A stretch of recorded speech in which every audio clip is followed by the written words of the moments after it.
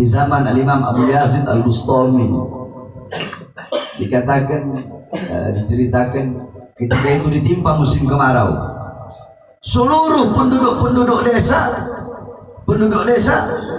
semuanya mereka sholat istisqa, sholat minta hujan, berkali-kali sholat tapi tidak turun hujan. Ja'a syababun, datang seorang anak muda mengangkat tangan dan berdoa, ya Rabbi hakima fi ra'si inzil matar, ya Allah demi apa yang ada dalam kepalaku turunkan hujan. Farazalal matar, maka turun itu hujan. Orang kampung bingung, orang itu kita berkali-kali sholat minta hujan nggak turun.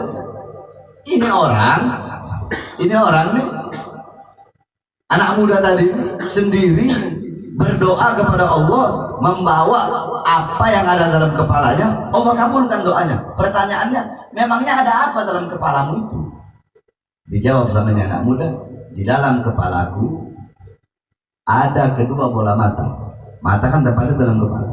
Ada kedua bola mata, yang dimana kedua bola mata ini pernah aku gunakan untuk memandang wajahnya Al-Imam Abu Yazid Al-Bustami. Allahu Akbar.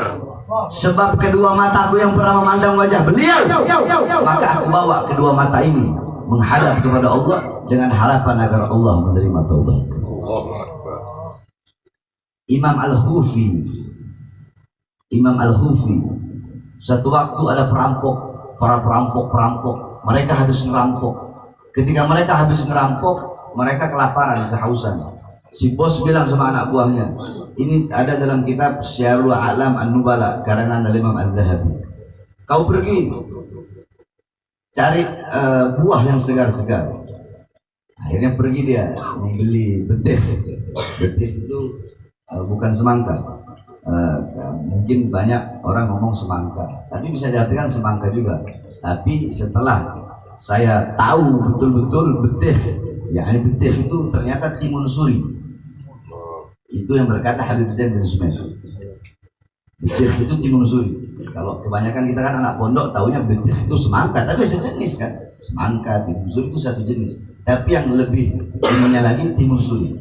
Sejenis itulah.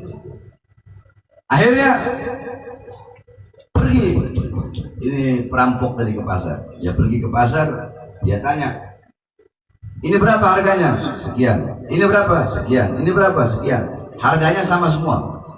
Ini berapa? Oh, kalau ini beda harganya. Berapa? Sekian. Loh, kok lebih mahal?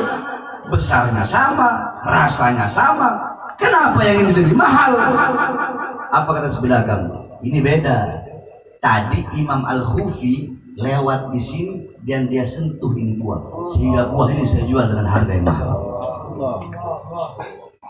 Ini perampok kenal sama Imam Al-Khufi, ulama besar di zaman itu. Akhirnya apa? Ya udah, saya beli ini walaupun mahal, nggak apa-apa.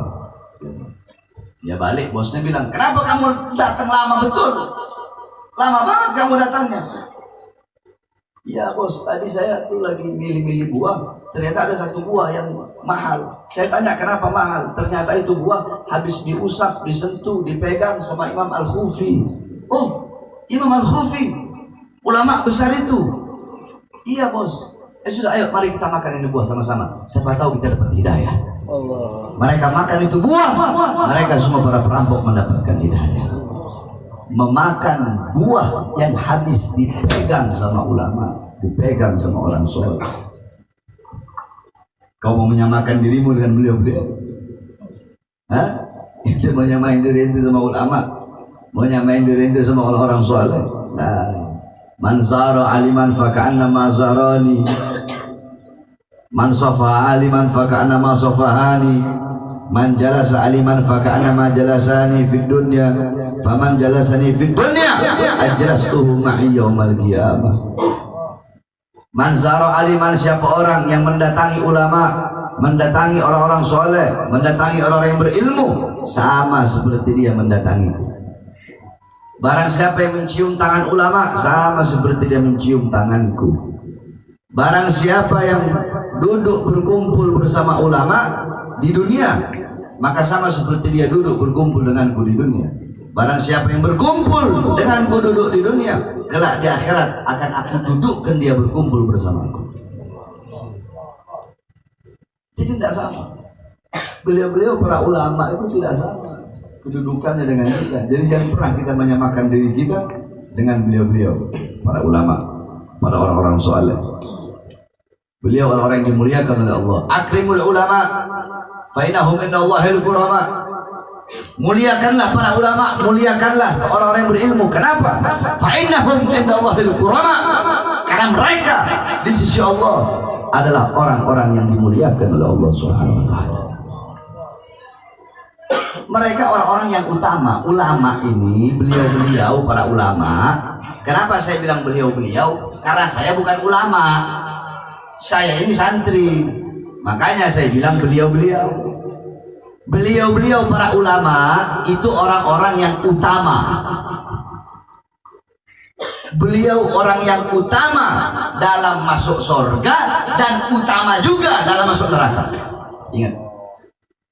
Ya. Beliau-beliau para ulama adalah orang-orang yang lebih dahulu masuk surga dan lebih dahulu juga masuk ke dalam neraka. Orang bodoh belakangan masuk surga. Ulama lebih dulu. Neraka jadi mendahulukan ulama ini, yakni sampai-sampai keutamaan ulama bukan hanya dalam hal itu. Keutamaan ulama bahkan dalam masuk neraka pun duluan. Paham ya? Paham enggak sih? Paham enggak? Paham penjelasan. Yakni Allah kan kasih keutamaan nih ke ulama. Nah, keutamaannya itu bukan hanya dalam hal masuk surga lebih dulu, enggak. Bahkan masuk neraka juga lebih dulu, kan lebih utama, berarti diutamain sama Allah masuk nerakanya. Ulama ini seperti apa? Ulama su, ulama sesat, ulama yang menjual agamanya, ulama yang menjual ayat-ayat Allah, ulama yang menjual hadis-hadis Rasulullah, ulama-ulama su, ulama-ulama yang dekat dengan pemerintah, ulama-ulama yang dekat dengan pejabat. Walakin tarkun nasiha wal huda lahum, tetapi meninggalkan nasihat dan petunjuk untuk mereka. Ingat, khiyarul umara alladzina ya'tuna al-ulama. Sebaik-baiknya pemerintah adalah pemerintah yang datang kepada ulama. Sebaliknya, wasyirarul ulama alladzina ya'tuna al-umara. Ulama yang paling buruk, ulama yang paling bejat adalah ulama yang mendatangi pemerintah. Sebab kenapa? Dikatakan kalau pemerintah datang kepada ulama, kebanyakan niatnya itu akhirat. Tapi kalau udah ulama yang datang ke pemerintah, itu kebanyakan niatnya duniawi. Tapi nggak semua. Ini tidak mutlak berlaku.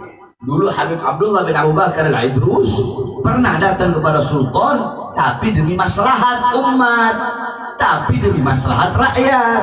Makanya kan sering saya bilang, para ulama, para ustadz, para kiai, para habaib mau dekat dengan pemerintah, mau dekat dengan pejabat, bagus. Tapi dekat dengan mereka, nasihati mereka. Dekat dengan mereka, kasih mereka kebenaran. Ini loh yang benar, ini loh yang hak. Seperti inilah yang benar, sejahterakan rakyat, makmurkan rakyat, lawan teroris, lawan itu OPM yang ingin memobok-mobok NKRI. Jangan dekat sama pemerintah, dekat sama rakyat, dekat sama dudung, malah membenarkan daripada apa-apa yang salah darinya. Tahu dudung kan, Jenderal Baleho? Ini anak bahas kitab Ihya Ulumuddin yang bahas tentang ulama. Jadi kita harus jelaskan juga mana ulama yang benar, mana ulama yang tidak benar. Ulama yakni berdiri depan yakni babu surga, gama ala babu yakni gama amam babu surga. Berdiri di depan pintu surga. Berdiri depan pintu surga. Berdiri depan pintu penguasa dengan mengharapkan harta, pangkat, jabatan, kekuasaan. Kalau ulama dekat pemerintah, ustadz, kiai, habaib dekat dengan pemerintah, menasihati mereka. Ini bagus, bagus. Harus ada yang seperti ini, mengeluarkan kotoran-kotoran, dalam sistem mereka, bukan masuk untuk ikut-ikutan kotor. Ini yang banyak terjadi. Nah, yang seperti inilah yang Allah utamakan juga untuk masuk neraka. Jadi tetap utama, bukan enggak, utama tetap. Tapi ada yang utama, Allah utamakan masuk surga, ada juga yang Allah utamakan masuk neraka. Contoh, dalam azab diceritakan, ada satu orang di neraka disiksa oleh Allah Subhanahu wa taala, isi perutnya terburai, isi perutnya semua keluar. Dia sebagaikan keledai yang sedang mengelilingi tempat buat penggilingan padi. Ya, penggilingan padi. Ini ulama ini masuk neraka. Nah, ahlun nar, penduduk neraka berkata, anta ya fulan, anta ta'muruna bil ma'ruf wa anta tanhauna tanhauna 'anil munkar. Engkau dulu menyuruh kami berbuat baik, kamu dulu menyuruh kami jangan berbuat dosa. Tapi kenapa kamu masuk neraka dan bahkan keadaanmu lebih hina daripada kami? Kau diazab dengan azab yang pedih oleh Allah Subhanahu wa taala. Apa katanya ulama? Amartukum bil ma'ruf wa lam a'mal. Wa nahaitukum 'anil munkar wa amaltum. Aku memerintahkan kalian berbuat baik, tapi aku tidak melakukan kebaikan yang aku perintahkan tersebut. Aku mencegah kalian berbuat dosa, tapi aku melakukan dosa yang aku cegah bagi kalian untuk berbuat dosa itu. Ini ulama-ulama seperti ini Allah utamakan masuk neraka. Jadi para ulama itu tetap utama, masuk surganya utama, masuk nerakanya juga utama. Jadi tidak sama ya. Jangan pernah kita menyamakan diri kita dengan para ulama. Tidak sama. Kita dengan beliau-beliau para ulama tidak akan pernah sama. La fid dunya wa la fil akhirah. Di dunia tidak sama, di akhirat juga tidak sama. Kita bayangkan di akhirat kedudukannya 700 derajat, di antara derajat itu perjalanan 500 tahun, tidak akan pernah sama. Tidak akan pernah sama. La yastawuna abada. Allah yang bilang. Yang bilang Allah Subhanahu. Makanya jangan jauh dari para ulama. Duduk sama ulama, duduk sama orang-orang soleh. Di mana ada ulama duduk, di mana ada orang soleh duduk, di mana ada majlis-majlis ilmu duduk. Al ulama warasatul anbiya. Ulama itu pewaris Nabi Muhammad SAW. Nabi Muhammad tidak mewariskan harta, pangkat, jabatan, tahta, kekuasaan, tidak mewariskan dinar, dirham. Apa warisan Nabi? Ilmu, amal, akhlak, adab, sopan santun, warok, khauf, khasyah, dzub, amar ma'ruf, nahi mungkar, jihad, majlis ilmu. Ini warisan Nabi Muhammad SAW. Nabi tidak mewariskan apa-apa. Warisannya Nabi, makanya dikatakan al ulama amanahur rasul. Ingat ini, al ulama amanahur rasul. Ulama itu adalah amanahnya Rasul. Maksudnya apa? Para ulama mereka itu yang diamanahkan oleh Rasulullah. Rasulullah mengamanahkan ini agama kepada para ulama. Rasulullah amanahkan ini agama, ini Islam, ini Al-Quran, ini akhlak, ini adab, ini iman, ini amar ma'ruf, ini nahi mungkar, ini warok, ini khauf, ini khasyah, ini takwa. Semuanya ini ilmu. Allah amanahkan kepada para ulama.